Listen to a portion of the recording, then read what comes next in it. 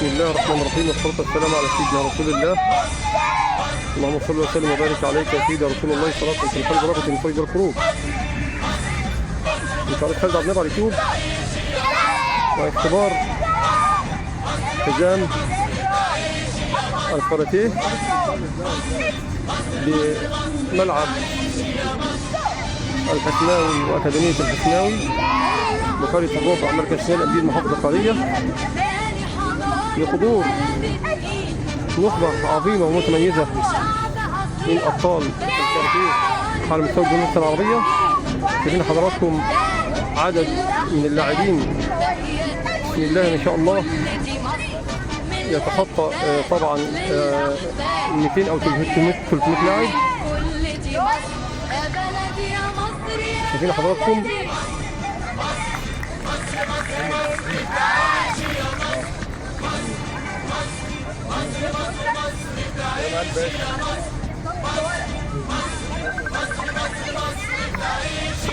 طبعا جميع الفئات وجميع الأعمار. كمان الكابتن عثمان أكاديمية هيروس الأبطال طبعا من محافظة قرية، وجود طبعا معالي الدكتور مصطفى علي رئيس مجلس إدارة مركز شباب الربع.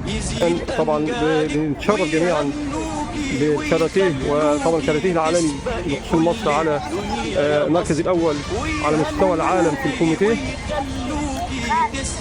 لحضراتكم هتبقى لعبة شعبية متميزة ولعبة شعبية لها جماهيرها. كمان شوفوا حضراتكم الجماهير اهو موجودين بيشجعهم يعني من اعلى المنصات حبا في الكاراتيه.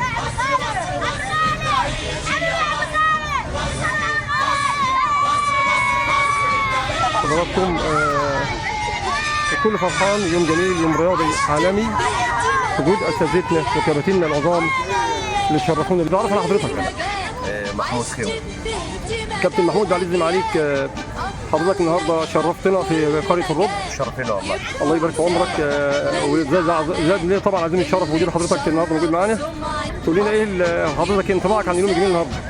شرفنا بوجودكم طبعا، وجودنا في وسطكم، انتوا ناس محترمين وما شاء الله، طرح رياضي جميل قوي، ومجلس الاداره ناس محترمين، واتشرف بوجودكم والله فعلا يعني. شرفتنا ووقتنا بالكباتن. شكرا جزيلا لحضرتك. شكرا كابتن محمود. معالي الدكتور مصطفى علي رئيس مجلس اداره مركز شباب الربع، نقول لحضرتك الف مبروك على اليوم الجميل ده يا كابتن. والنهارده يعني حاجه منظر ولا اروع، يعني اهداء النهارده لمركز شباب الربع. تقول ايه حضرتك اليوم الجميل ده؟ والله ان شاء الله احنا الربع في تقدم دايما، وان شاء الله دايما في البطولات، وان شاء الله بعد ما الصوره اتعمل ونمجد الملعب يبقى في شغل تاني خالص وبدايه جديده لمركز الشباب وشبابنا كلهم ولادنا ابناء الربع. تسلم يا دكتور مصطفى. الشباب عاملين مجهود كويس خالص بالنسبه لرياضه الكاراتيه. ان شاء الله بقى في دورات ثانيه ومجالات ثانيه اكتر، بس لما نمجد الملعب بتاعنا ان شاء الله ونروح الدنيا كده، والمركز يبقى فيه ان شاء الله في تقدم وفي فعاليات ودورات اكتر ان شاء الله في الايام اللي جايه، وربنا يوفق الجميع. شكرا جزيلا لحضرتك يا استاذ احمد. شكرا يا معالي الباشا. بالتوفيق ان شاء الله. نتعرف على معاليك يا معالي الباشا. وعايز حضرتك. حضرتك انا طه محمد، اداري المنطقه الداخليه للكاراتيه. شرفتونا ونورتنا كابتن طه. حضرتك رايك النهارده في الربع وجمال الربع، وطبعا ابنائك النهارده اللي مالين الاستاد ده. حضرتك بلد حلوه بيكم. الله يبارك في عمرك. واحنا اتشرفنا ان احنا جينا هنا. شرفتنا ونورتنا ابو كباتن. شرفتنا ونورتنا، ما تحرمش من عليك. طبعا شوفوا حضراتكم حاجه جميله، حاجه رائعه الجمال.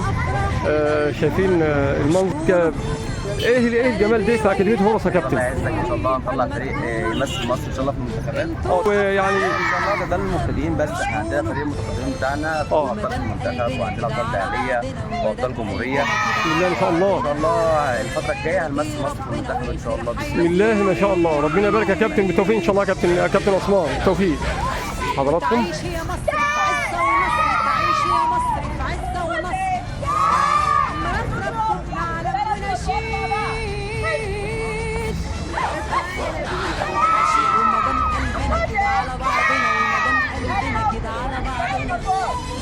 نرضي ربنا والفرحة يزيد،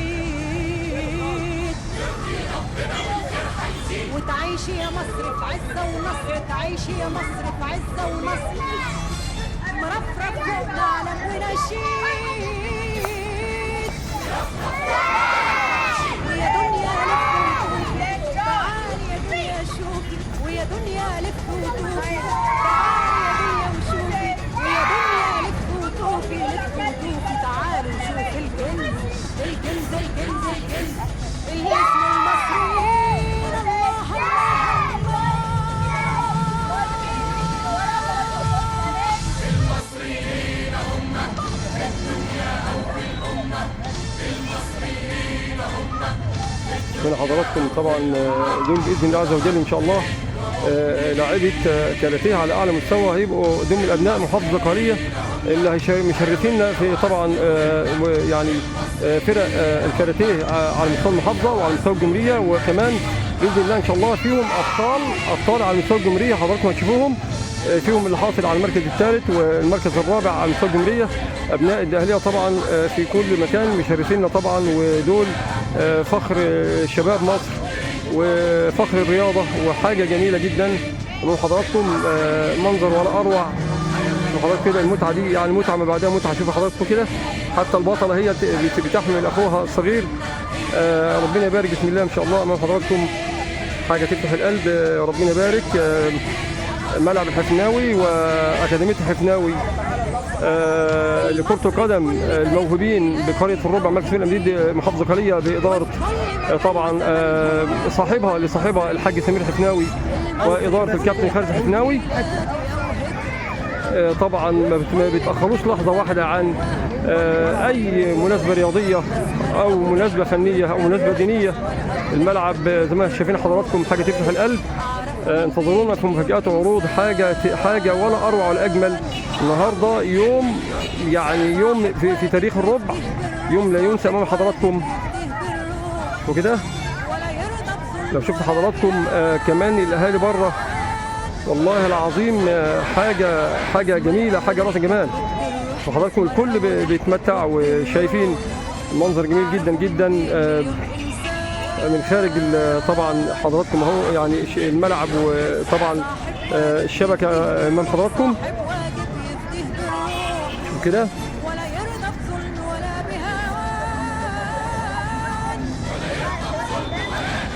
ويا دنيا لف وطوفي تعالي يا دنيا شوفي، ويا دنيا لف وطوفي تحيا مصر وهؤلاء الشباب العظام او العظماء. تعالي نشوف الكنز الكنز الكنز الكنز اسمه المصريين. الله الله الله.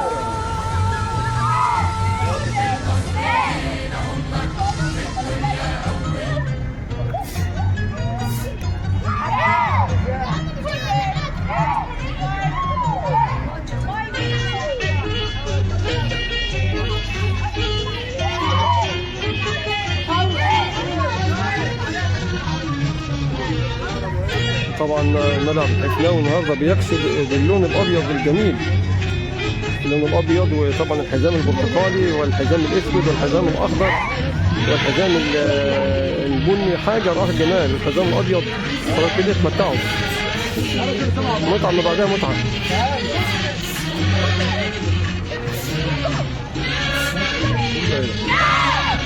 انت مش بتنزلنا الدعوه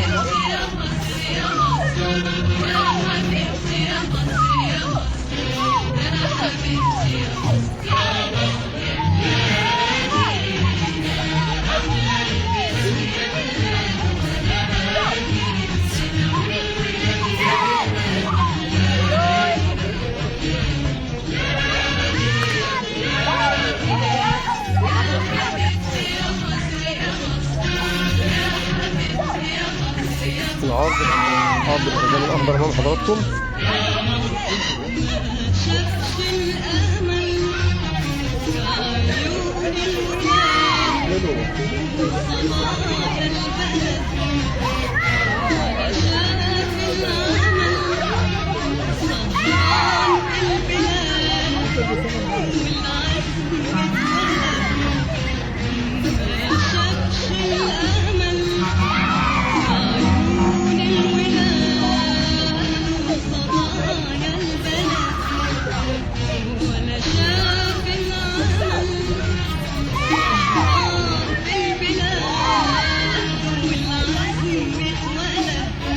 نادي هيروس للأبطال طبعا نيكلوزا ومحافظة قالية. نمر حضراتكم واختبار طبعا الحزام كاراتيه نمر حضراتكم الملعب وأكاديمية نادي الحسناوي الرياضي لكرة القدم الربع.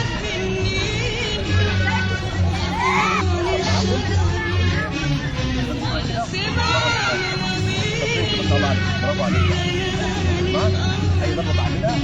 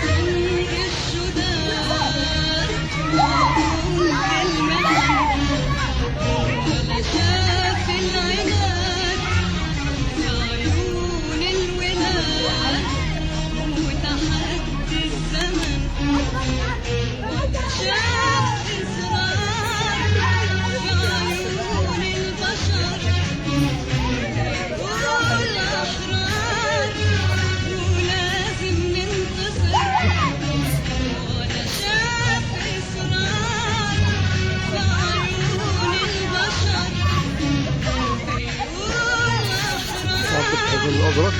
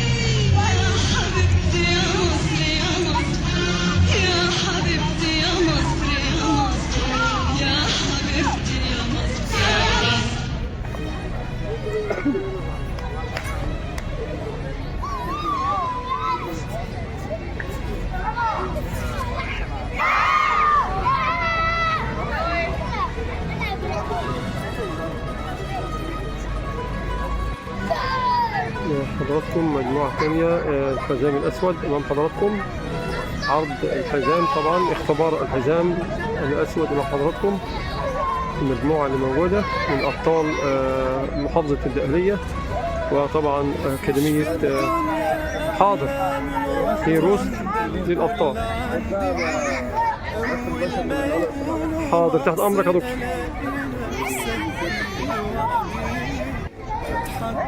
طبعا امام حضراتكم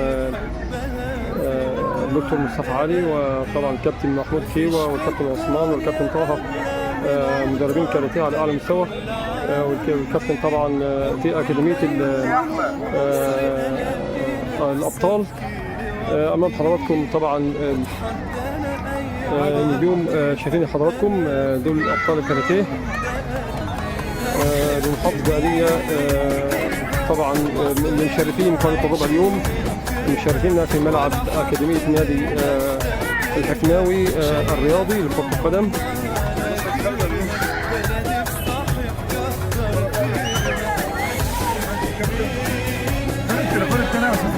نعم يا دوس جيب اهو.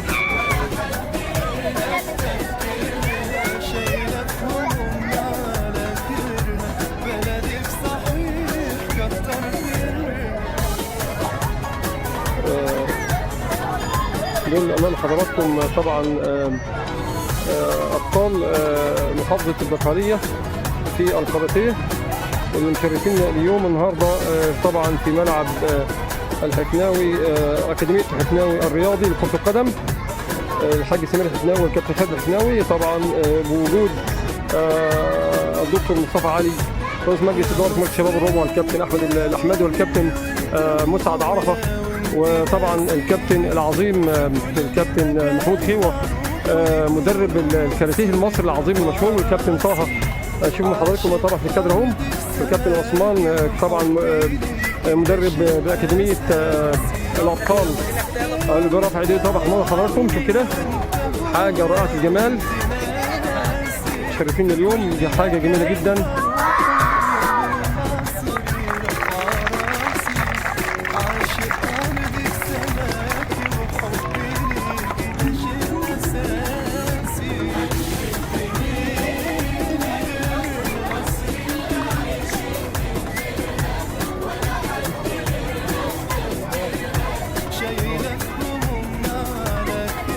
النهارده جميل ولا اروع ولا اجمل. يخش طبعا انت عارف عنه كده تاني. بنقول لحضرتك ابو الكباتن انت عارف على حضرتك. محمود خيوه مدرب كاراتيه ومختبر باتحاد مصر للكاراتيه. كابتن محمود خيوه حضرتك زادنا عظيم الشرف بوجودك النهارده في قريه الربع، وبنقول لحضرتك يعني شعورك عن اليوم الجميل النهارده. والله يوم جميل في بلد الربع، صراحه رياضي جميل قوي وناس محترمين، مجلس اداره محترم جدا ما شاء الله، ويوم جميل ما يتنساش يعني، واداء رائع. الكابتن عثمان واللاعيبه بتوعه لا ما شاء الله لعيبه كويسين جدا يعني، اداء رائع يعني. شكرا لحضرتك ابو كباتن، شكرا. معالي الباشا تعرف على حضرتك. عادل فعلان مدير عام اداره الجمعيه. دكتور عادل بنقول لحضرتك شرفتنا وورطنا طبعا اكاديميه الحكناوي لكره القدم، لكن النهارده الملعب مكسوب باللون الابيض كاراتيه، تقول ايه حضرتك يوم جميل النهارده؟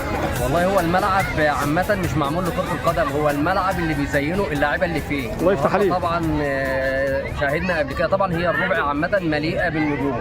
نعم. قبل كده شاهدنا كرة قدم، النهارده بنشاهد عروض الكاراتيه. نعم.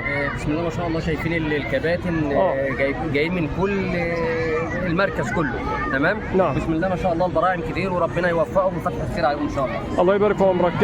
شكرا لحضرتك يا دكتور، شكرا يا دكتور. دكتور مصطفى علي رئيس مجلس اداره مركز شباب الربع. يعني بوجود النخبه المتميزه طبعا من نجوم الكاراتيه على مستوى جمهوريه مصر العربيه، وتشريف طبعا الكابتن محمود خيوه المدرب العظيم والكاراتيه المصري، وابناء النهارده الكاراتيه المحافظه اللي هي تقول النهارده حضرتك اليوم جميل ده.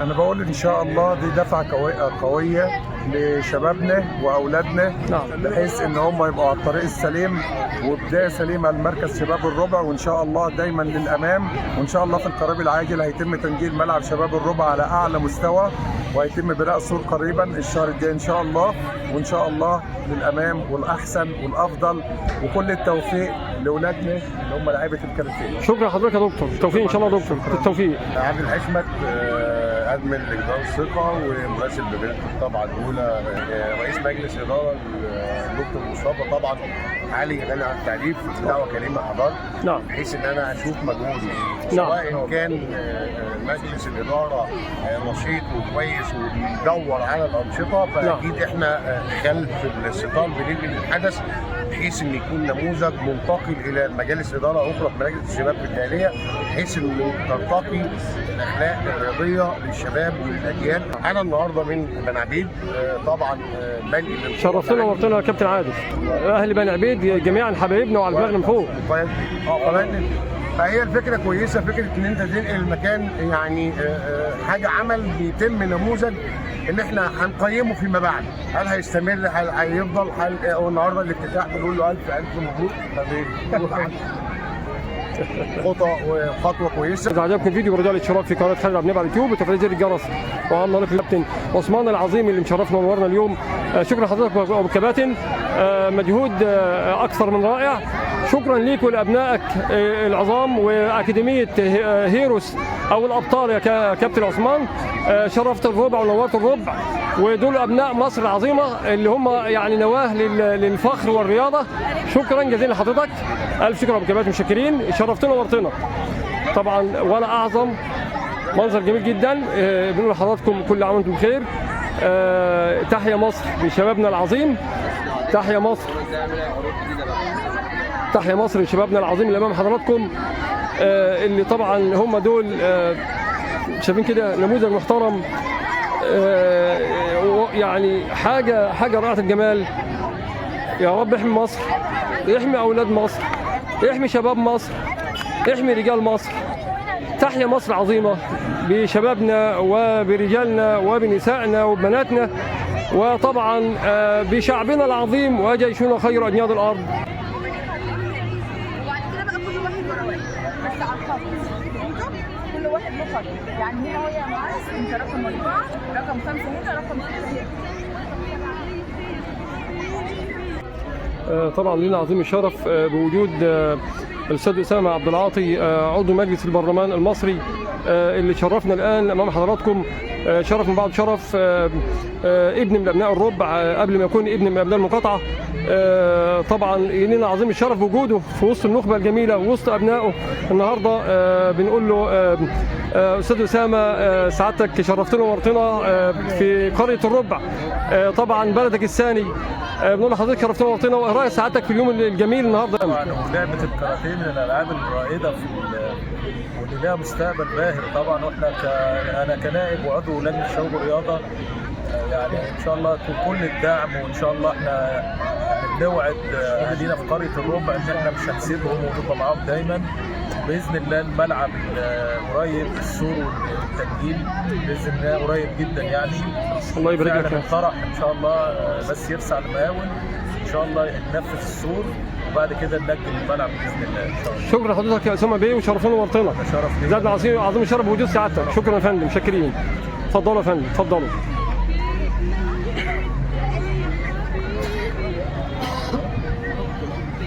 لما اللقاء مع مسعد بدير، مسعد رئيس مجلس الاداره، رئيس مجلس اداره مركز شباب الربع، مسعد باشا عرفه. انا سعيد والله ان انا معاكم. لا انت مطنشنا. شرفتنا ونورتنا ابو كباتن. يا باشا انت اللي منور الدنيا والله يا عم خالد. تعيش يا حبيب قلبي، ليك عظيم الشرف موجودك معانا حبيبي. والله العظيم احنا اتشرفنا بوجود حضرتك. الله يكرمك. بالسلامه يا كابتن، بسلامه الله، بالسلامه.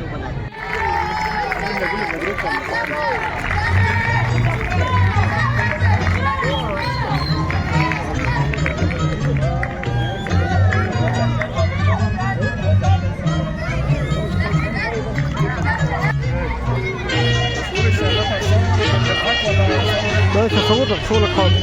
اصور لك شغلك حاضر.